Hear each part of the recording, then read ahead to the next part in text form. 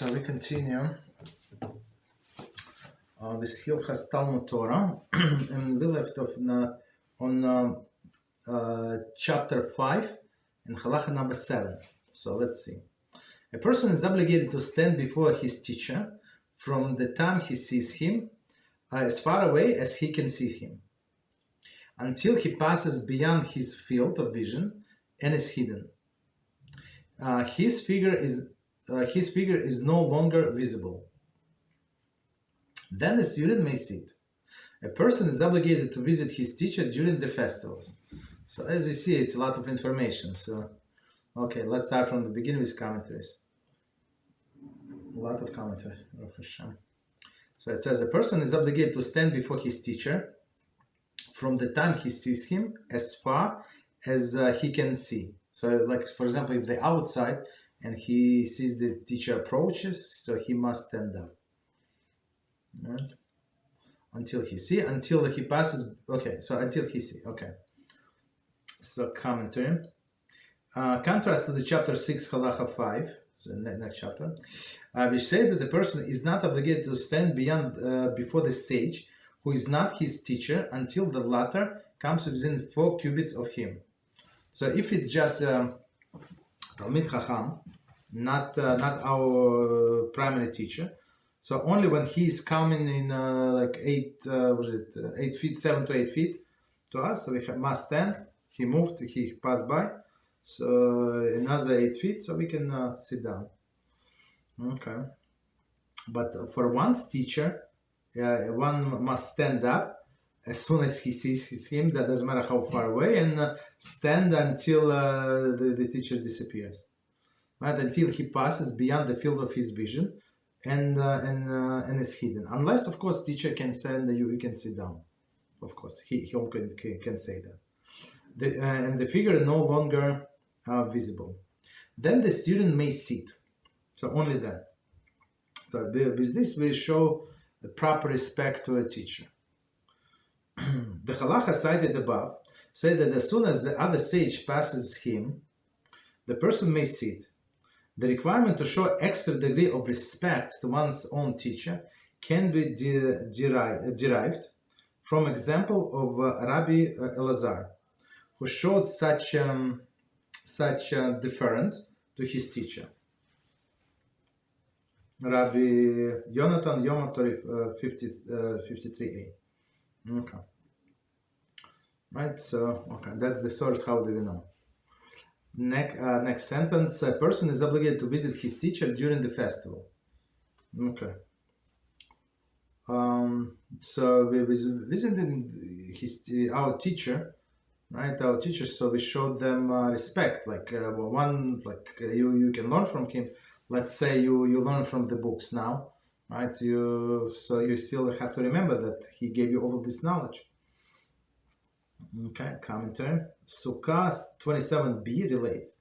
An incident occurred concerning Rabbi Leib, who journeyed to visit his teacher, Rabbi Eliezer, in Lod during a festival. He told him, Eli, are you not the one who rests on the festivals? You are not the one who rests on the festivals. So meaning we will see maybe it's like a big distance between them. Rabbi Eliezer would say, I praise the lazy ones who do not leave their homes during the festivals, because it is written, and you shall rejoice on the festival. So Rabbi Eliezer said, I praise the lazy ones. So on there is special mitzvah on the festival to be happy. So in person, of course, when he travels, and in olden days, for example, there were no bridges, or not too many bridges, so they would cross the river and streams just walking through. You understand? And all of this, and there were not so many hotels, so people sleep outside in the city squares and stuff like that. Not even because they're poor. Because that's what people used to do in those times, right? So travel on a festival, travel in general was a big burden, right? And so Rabbi Eliezer said, I praise the lazy ones who stay home and enjoy the holiday with their family. This is unacceptable, because Rabbi Yitzchak taught, What is the source of the obligation that a person has to visit the teacher on a festival? It is written, "Why are you going to him today?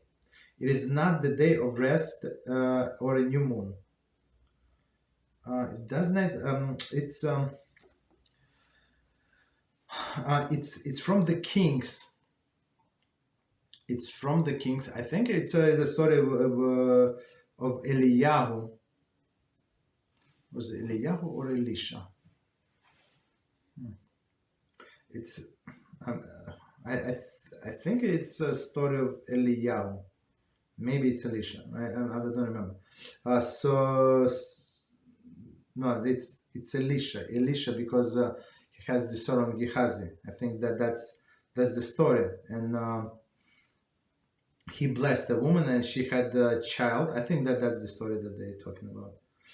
And after some time, I'm not sure, he was 3, 4, 5 years old, so he actually died. And she said, "I'm going to go to this prophet Elisha and bring him back and let him revive the child," basically. And she went to the field, and say to her husband, "Give me a donkey, give me, I think, a servant to lead me." And then he asked, "Well, what are you going to this prophet? Today is not new moon and not a festival." So that's actually the source. How do we know to visit the the prophets and teachers on new moon and the festivals? This is not a difficulty.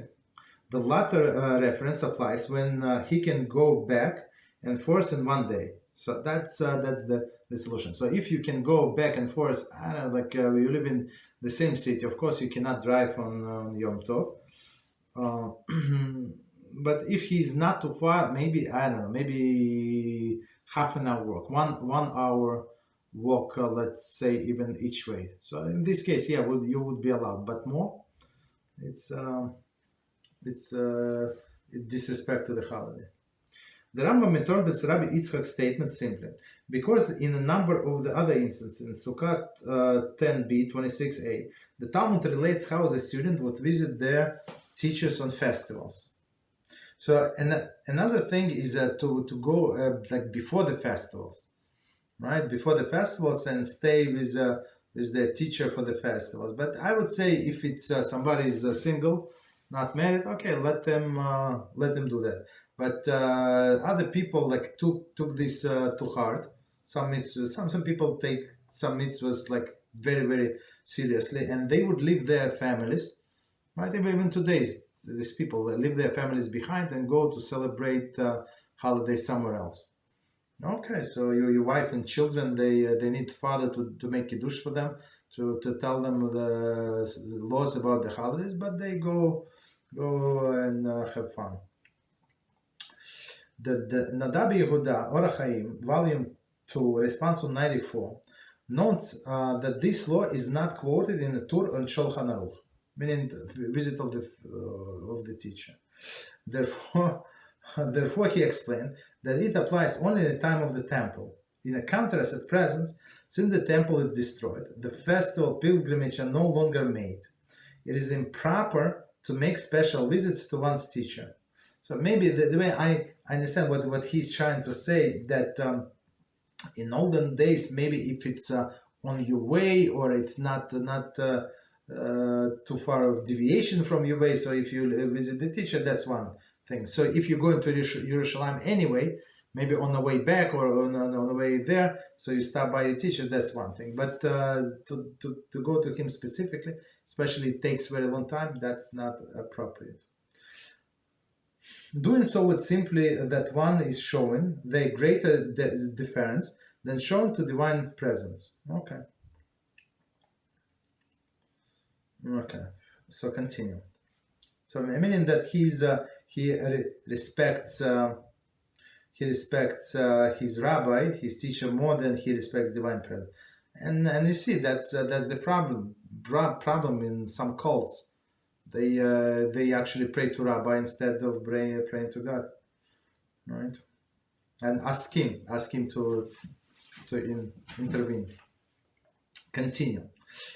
This view is not accepted by many commentators. Indeed, the Talmudic references to visiting one's teacher during the festival cited above took place in a period after destruction of the temple.